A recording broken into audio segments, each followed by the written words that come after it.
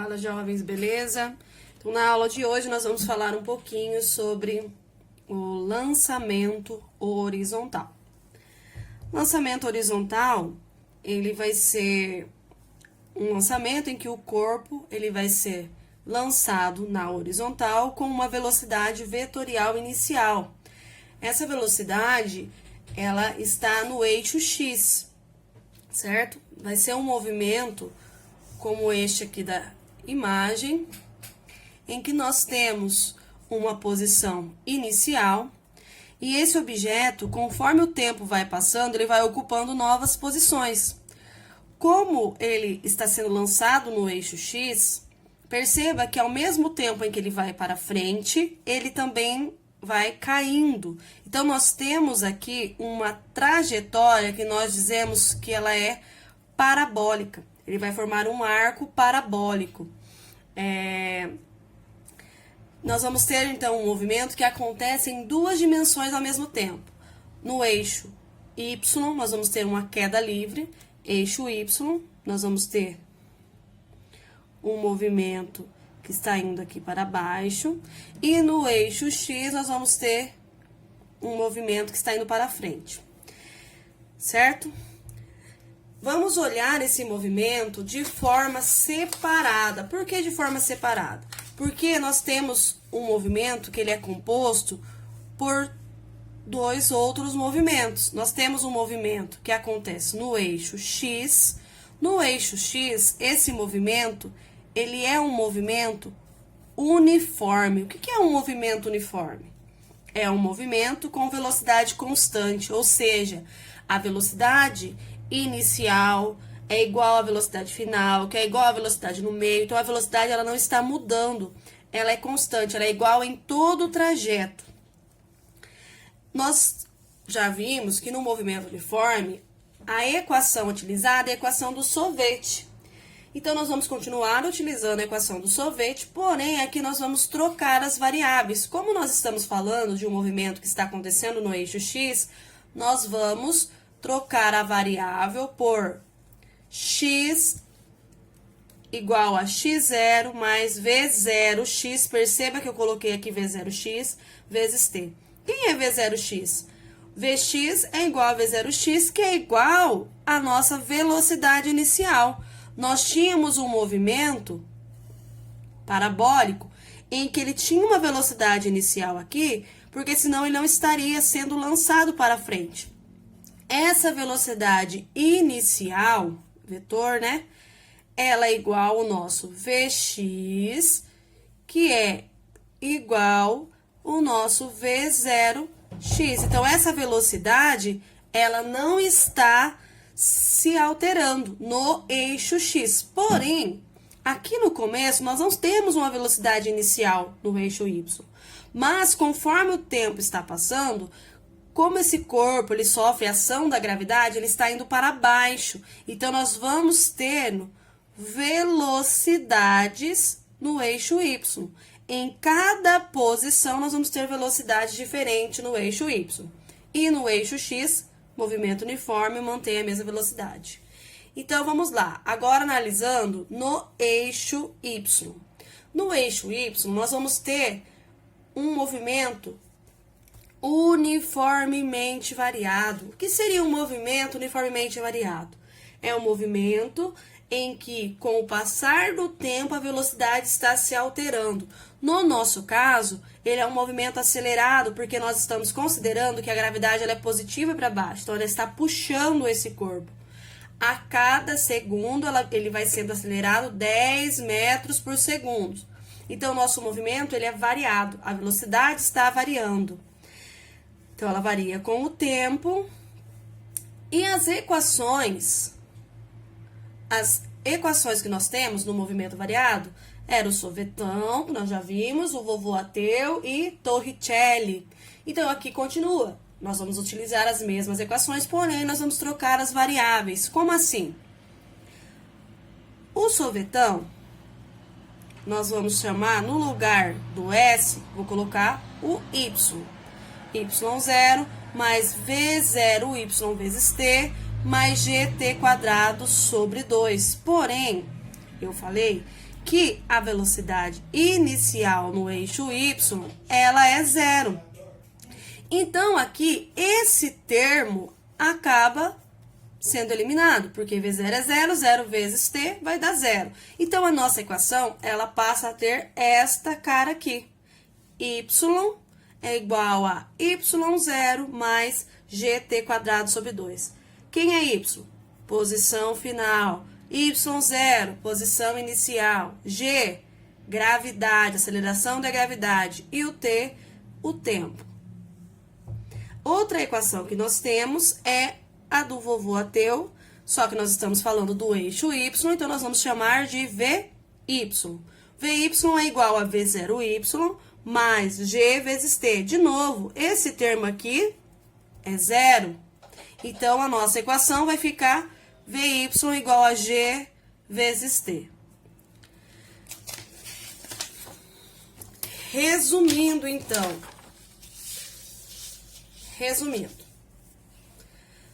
Deixa eu arrumar aqui. Resumindo, nós temos um movimento que está acontecendo em duas direções ao mesmo tempo. O meu objeto foi lançado aqui na posição A.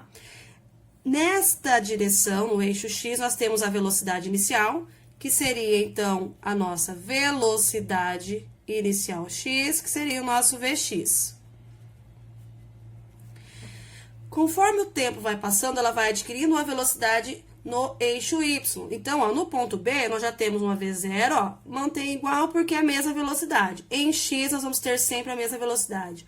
Em Y, aqui eu tenho uma VY, chamei de 1, por quê? Posição 1, porque para cada posição vai ter uma velocidade Y diferente, até chegar no chão. No ponto C, VY2 e assim por diante. Legal, mas quem é a velocidade? Porque eu tô com dois vetores, um vetor no eixo X, um vetor no eixo Y. Perceba que nós vamos ter aqui um vetorzinho resultante.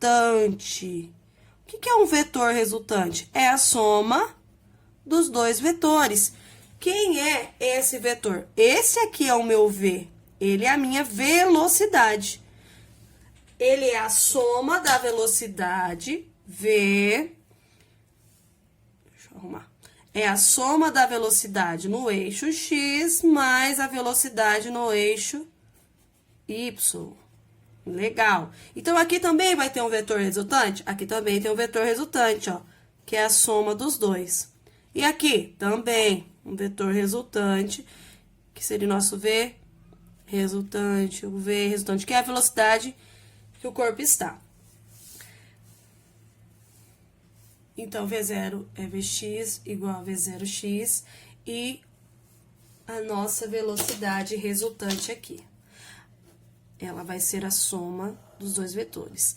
Legal. Se você observar aqui no nosso desenho, o ângulo formado entre os dois vetores, ele faz 90 graus. Se ele faz 90 graus, eu quero somar dois vetores que fazem 90 graus. O que eu vou utilizar? Como o ângulo entre eles é um ângulo de 90 graus, nós vamos utilizar Pitágoras. E o que é Pitágoras? É A ao quadrado, a nossa hipotenusa, mais B ao quadrado, mais C ao quadrado. Hipotenusa ao quadrado é igual cateto ao quadrado mais o outro cateto. No nosso caso, um vetor mais o outro vetor. Então, assim, nós vamos achar a velocidade resultante. Tá, mas qual a importância de fazer essas análises? Por que que nós estamos tendo que aprender essas análises no eixo X, no eixo Y? Então, essas análises que nós aprendemos, elas possibilitam nós calcularmos qual o tempo que demora para um objeto que foi arremessado de cima de uma mesa chegar até o chão, ou um objeto que foi lançado de cima de um prédio chegar até o chão. Então, nós conseguimos calcular o tempo desse movimento. Primeira coisa, então, isso. E outra coisa que nós conseguimos calcular é o alcance. Como assim? Onde esse objeto vai cair? Eu lancei esse objeto de um ponto, então ele estava aqui em uma posição. Onde ele vai cair? nós conseguimos calcular qual o alcance deste objeto, beleza? Então, vamos lá. Primeiro, tempo de movimento. O tempo de movimento, se você prestar atenção, ele vai ser igual ao tempo de movimento de um corpo abandonado do repouso. O que vai definir o tempo que esse corpo vai chegar no chão? É o alcance ou é a altura que ele está? É a altura que ele está. Então, o tempo, se você perceber, a altura, ela está no eixo Y. Então, nós temos que analisar o eixo Y. O tempo vai depender do eixo Y, então nós temos um movimento uniformemente variado. Se o movimento é uniformemente variado, sorvetão, vovô-ateu ou Torricelli. Então, vamos lá. Sorvetão. Vou trocar as variáveis Y por H. Por quê? Porque eu estou falando de altura. Então, no lugar de Y, vou usar H. H seria a nossa posição final. No lugar de Y0, H0. Nossa posição inicial, nossa altura inicial. O V0 da equação, lembra que em Y a velocidade inicial é zero? Então, eu já tirei. E sobrou o GT² sobre 2. G é gravidade, T é o tempo. Nós queremos achar o tempo. O que eu preciso fazer, então? Eu preciso isolar esse tempo aqui. É ele que eu quero descobrir. Nós vamos considerar que lá em cima nós temos a nossa altura inicial. Então, eu vou falar que lá é o zero. E aqui embaixo vai ser a minha altura, certo? Nós estamos considerando a gravidade positiva para baixo, estou considerando que a posição inicial é o zero, então a distância aqui vai ser o H. Tem bibliografias, livros que vai considerar de outra forma, então vai depender aqui da sua interpretação. Então, vamos lá, nós ficamos dessa forma, ó. H final é o que eu tenho, né, a altura aqui, o H00, GT². Agora, nós vamos isolar. Como que nós vamos isolar? Para isolar, eu tenho que pegar esse 2 que está dividindo do lado direito e passar para o outro lado. Se ele divide do lado direito, do lado esquerdo ele vai multiplicar. Esse G, ele está multiplicando o tempo. Se ele multiplica o tempo do lado direito, quando ele vai para o lado esquerdo, ele passa dividindo. E aí, nós vamos ter isolado o T ficando dessa forma aqui. Ah, então beleza. Deixa eu arrumar aqui. Aqui. Então, T² é 2G, ele passou multiplicando e o G passou dividindo. Esse quadrado nós vamos tirar com raiz quadrada. T é igual a raiz quadrada de 2H sobre G. É importante você prestar atenção aqui que o tempo do movimento, ele depende de duas variáveis. Quais variáveis estão na equação? Altura e gravidade. Então, o tempo, ele vai depender da gravidade e da altura. Beleza? Então, o tempo de queda depende dessas duas grandezas. Gravidade e altura. Legal. O que mais nós podemos calcular? Falei para vocês que nós podemos calcular o alcance. O alcance é onde esse objeto consegue chegar. Qual a posição que ele vai chegar aqui, certo? Então, vamos lá. Se é um movimento na horizontal que eu estou analisando, é um movimento uniforme. Se é um movimento uniforme, eu vou usar a equação do sorvete. Nossa, professor, mas você colocou aqui ΔS igual a V vezes T? Por quê?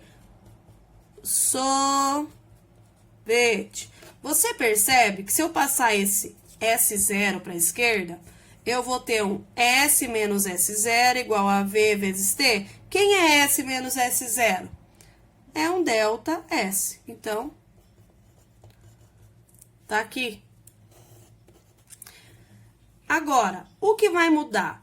Eu vou chamar esse ΔS de A. De alcance. Ah, posso deixar ΔS? Pode. Posso deixar X? Pode. Mas aqui, a título, né? Porque como o livro traz, nós vamos deixar ΔS, nós vamos chamar de A. A seria o nosso alcance. Como eu estou analisando o eixo X, eu preciso da velocidade no eixo X e o tempo. Nossa, e qual é o tempo? O tempo nós vimos aqui atrás. Então, a equação ficaria desta forma. certo? Esta é a equação para calcular o alcance. Professora, e se eu quiser calcular separado? Calculo o tempo e depois substituo o resultado. Pode? Pode.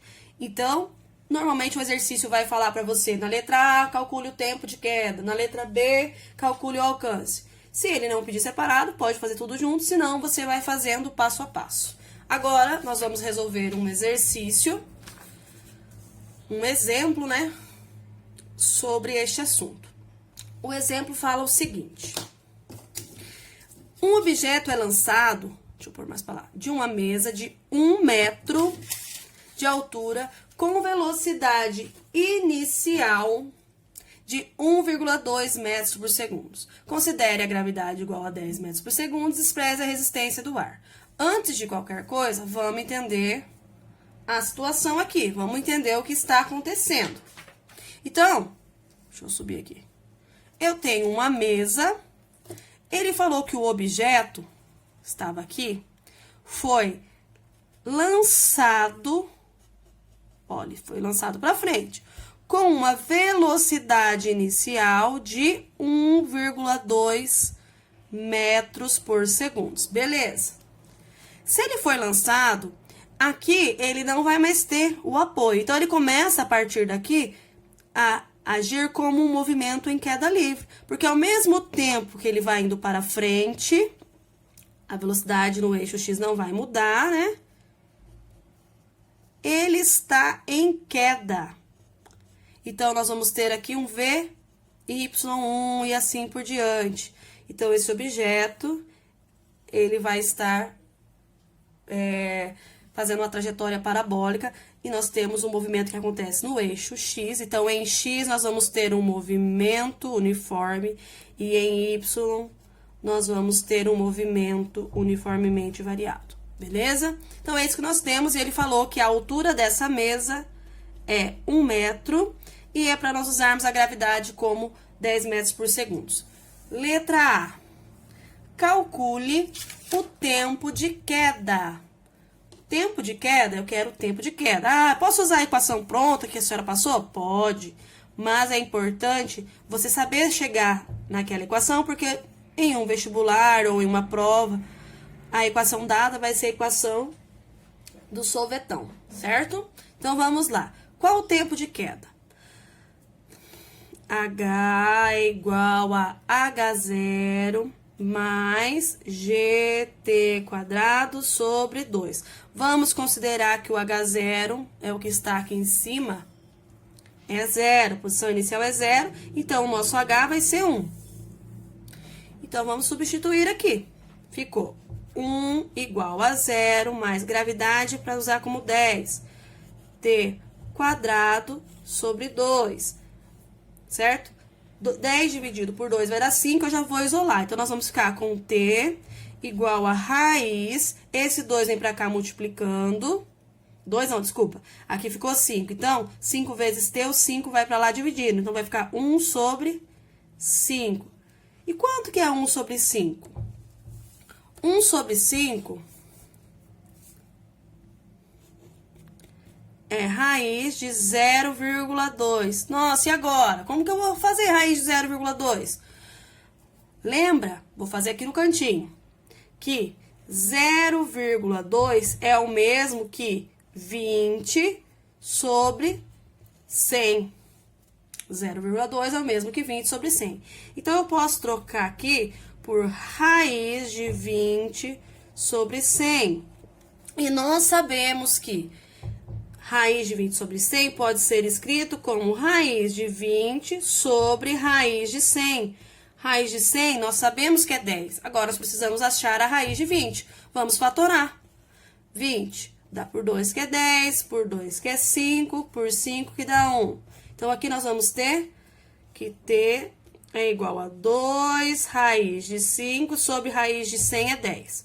E raiz de 5? Raiz de 5 vai ser um número que vai estar entre 2 e 3, né? Raiz de 4 é 2, raiz de 9 é 3, então, a raiz de 5 vai estar ali no meio. Eu já fiz aqui, ela é aproximadamente 2,23. Então, nós vamos ter que raiz de 5 Dá pra ver aqui. Opa. É igual a 2,23 aproximadamente. E como nós ficamos com 2 vezes raiz de 5, nós vamos ter, então, que 2 raiz de 5 é 4,46, que eu vou arredondar para 4,5. Então, esse tempo vai ser 4,5 dividido por 10. Quantos que dá essa continha? 0,45 segundos. Este é o tempo que vai demorar para o nosso objeto que estava em cima de uma mesa de 1 metro. É o tempo que ele demora para chegar no chão. Letra B. Qual a distância que a bolinha ou o corpo irá cair? Ou seja, qual o alcance? Nós queremos saber, ele saiu da mesa. Onde ele vai chegar aqui? Alcance. Se é alcance, eu estou me referindo ao eixo X. Então, eu tenho um movimento uniforme. Delta S é igual a V vezes T. Qual V? Vx. Então, eu sei que o delta S é o meu alcance. A velocidade em X foi dada no enunciado como 1,2 e o tempo nós calculamos a letra A como 0,45. Este alcance, fazendo o cálculo, você vai chegar em 0,54 metros. Beleza? Espero que você tenha compreendido. Bons estudos.